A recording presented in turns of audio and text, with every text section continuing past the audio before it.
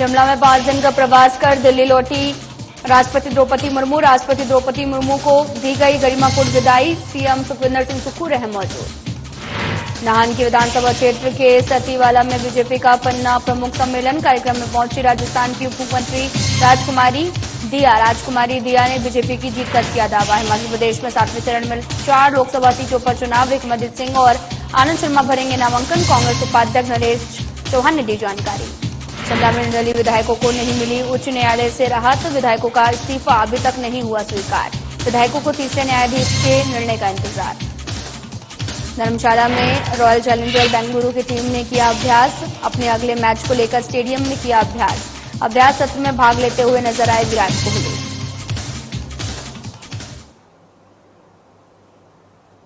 नमस्कार, मैं हूं आपके साथ अंकिता पाल। बुलेटिन की शुरुआत करते हैं। राष्ट्रपति द्रौपदी मुर्मू ग्रीष्मकालीन शिमला प्रवास के बाद आज वे वापस दिल्ली लौट गई हैं। आपको बताते चले कि राष्ट्रपति द्रौपदी मुर्मू ने मंगलवार शाम शिमला के माल रोड और रिज मैदान का भ्रमण किया। राज्यपाल शिव प्रताप शुक्ल ने राष्ट्रपति का जमकर स्वागत भी किया और राष्ट्रपति के साथ में तस्वीर लेने के लिए लोग उत्साहित नजर आए।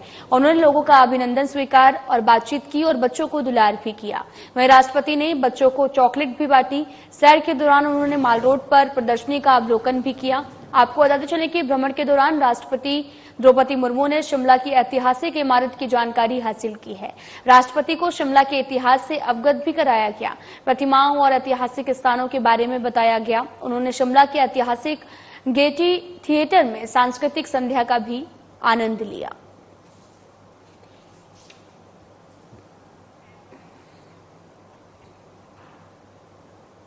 हिमाचल प्रदेश के 5 दिवसीय प्रवास के उपरांत आज राष्ट्रपति द्रौपदी मुर्मू को मशोबरा स्थित कल्याणी हेलीपैड में गरिमापूर्ण विदाई दी गई है और इस अवसर पर राज्यपाल शिव प्रताप शुक्ल और सीएम सुखविंदर सिंह सुक्खू भी उपस्थित रहे। वहीं स्वास्थ्य मंत्री डॉक्टर कर्नल धनी राम शांडिल और मुख्य सचिव प्रबोध सक्सेना, पुलिस महानिदेशक डॉक्टर अतुल वर्मा और प्रशासनिक पुलिस और सेना के वरिष्ठ अधिकारी भी इस अवसर पर उपस्थित थे।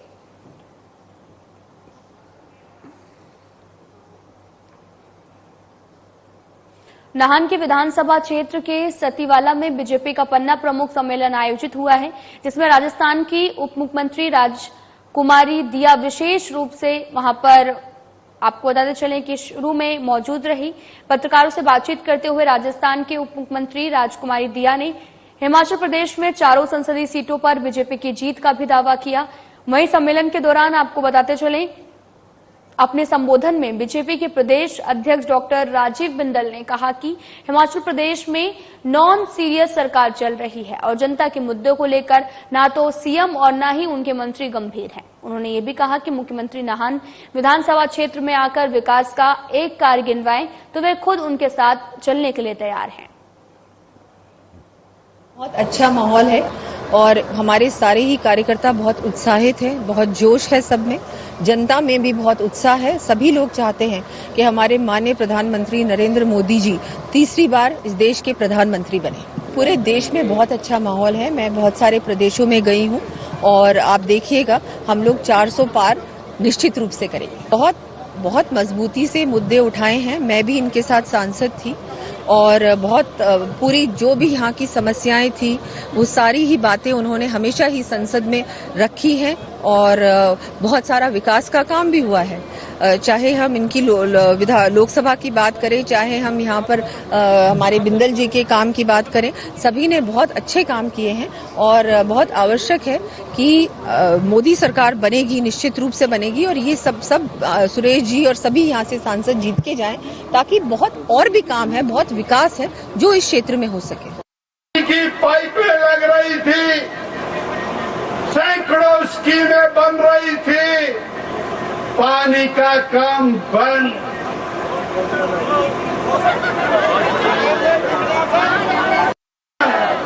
अनेक सारे स्कूल बंद, वेटनरी डिस्पेंसरियां बंद और 265 करोड़ रुपए का अस्पताल नाहन में बन रहा था, वो भी।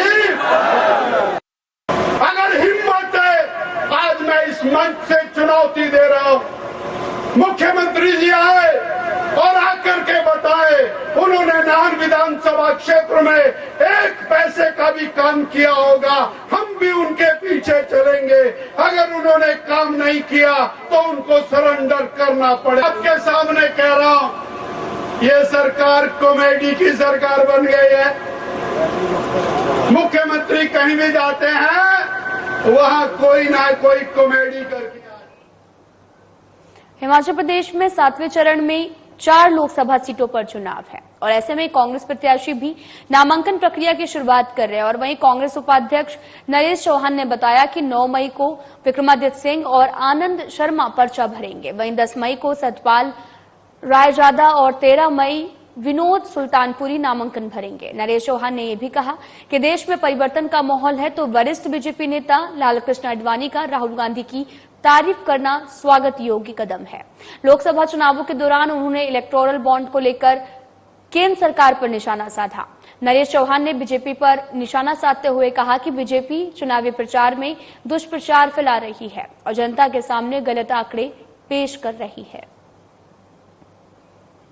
ये 9 तारीख को मंडी पार्लियामेंट्री के लिए विक्रमादित्य जी नॉमिनेशन करेंगे और उसके बाद एक बड़ी जनसभा मंडी शहरी मंच में, जिसमें हजारों कार्यकर्ता समर्थक, जिसको माननीय मुख्यमंत्री जी भी उसमें शामिल रहेंगे, हमारी पार्टी के अध्यक्ष भी हैं और सीनियर लीडर्स भी।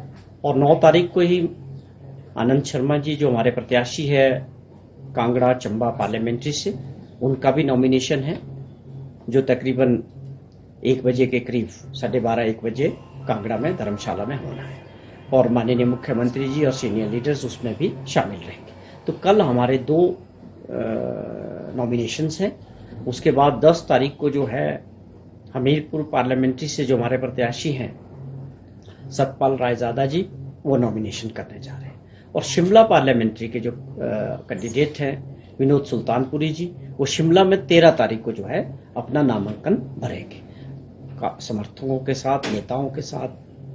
तो ये तो चुनाव की जो बात आपने कही, चुनाव जोरों से प्रचार आगे बढ़ रहा है। मुख्यमंत्री जी खुद दौरा कर रहे हैं, दिन में 2 से 3 मीटिंग्स कर रहे हैं और इन मीटिंगों में जो जन समर्थन लोगों का मिल रहा है। शिमला में अखिल भारतीय महिला कांग्रेस की महासचिव और हिमाचल प्रभारी नीतू सोइन और प्रदेश महिला कांग्रेस अध्यक्ष जैनब चंदेल ने संयुक्त पत्रकार वार्ता की है। इस दौरान उन्होंने कहा कि महिला कांग्रेस पार्टी के घोषणा पत्र में दी गई गारंटियों को घर घर तक पहुंचाने का काम करेगी। उनका लक्ष्य कांग्रेस पार्टी की तरफ से घोषणा पत्र में किए गए वादों को जन जन तक पहुंचाना है। नीतू सोइन ने यह भी कहा कि कर्नाटक के यौन उत्पीड़न में दोषी सांसद प्रज्वल रवन्ना खुलेआम घूम रहा है, उनकी गिरफ्तारी होनी चाहिए। इस दौरान हिमाचल महिला कांग्रेस अध्यक्ष जैनब चंदेल ने यह भी कहा कि जब से केंद्र में बीजेपी की सरकार सत्ता में आई है, तब से ही महिला उत्पीड़न के मामलों में बढ़ोतरी हुई है। बीजेपी का बेटी बचाओ बेटी पढ़ाओ का नारा खोखला साबित हुआ है। बीजेपी की महिला नेता भी इस बारे में चुप्पी साधे हुए हैं।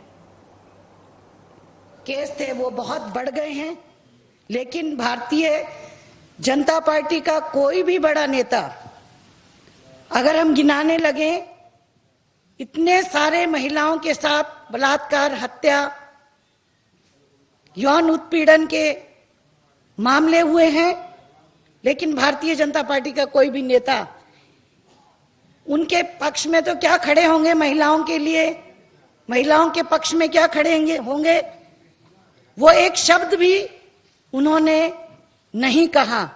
ये दर्शाता है कि भारतीय जनता पार्टी केवल बेटी बचाओ बेटी पढ़ाओ, ये उनका केवल स्लोगन ही है। जो हमें यहाँ पर करना है वो ये गारंटी कार्ड का काम है, जो खड़गे जी या राहुल जी द्वारा ये 25 गारंटियां दी गई हैं। इसमें जो नारी न्याय के तहत 5 गारंटी हमारी, और उसमें सबसे इम्पोर्टेंट महालक्ष्मी योजना, जिसमें हर एक गरीब परिवार की एक महिला को 1 लाख रुपया सालाना, यानी लगभग 8500 रुपये हर महीने दिए जाएंगे। ये फॉर्म और ये जो हमारे गारंटी कार्ड्स हैं, ये घर घर तक पहुंचाने का काम पूरे देश में अलका जी के नेतृत्व में महिला कांग्रेस कर रही है।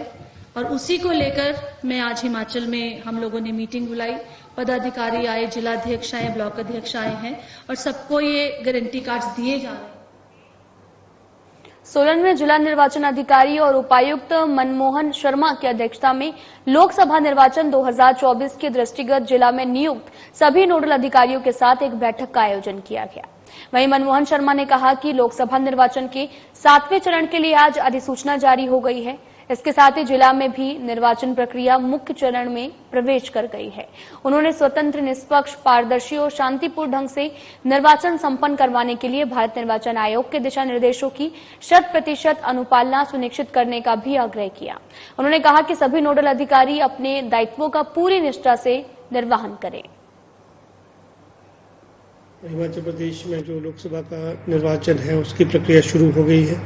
उसी संदर्भ में आज हमने जितने जिला में हम अलग अलग विषय से संबंधित नोडल अफसर थे उनको बुलाया था।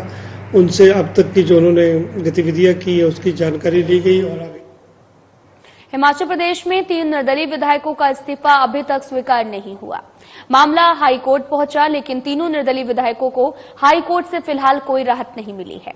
मुख्य न्यायाधीश MS रामचंद्र राव और ज्योत्सना रेवाल दुआ की खंडपीठ ने मामले में अपना फैसला सुना दिया है। 2 अलग अलग याचिकाओं में खंडपीठ ने अपना निर्णय सुनाया है।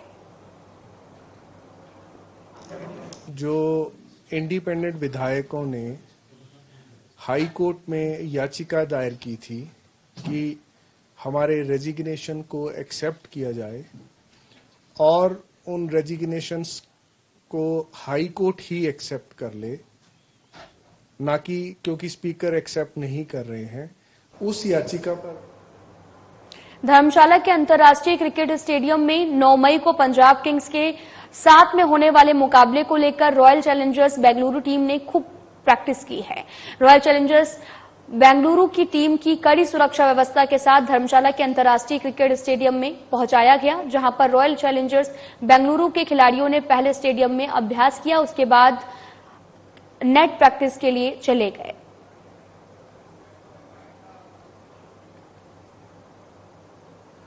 फिलहाल इस वीडियो में इतना ही। नमस्कार।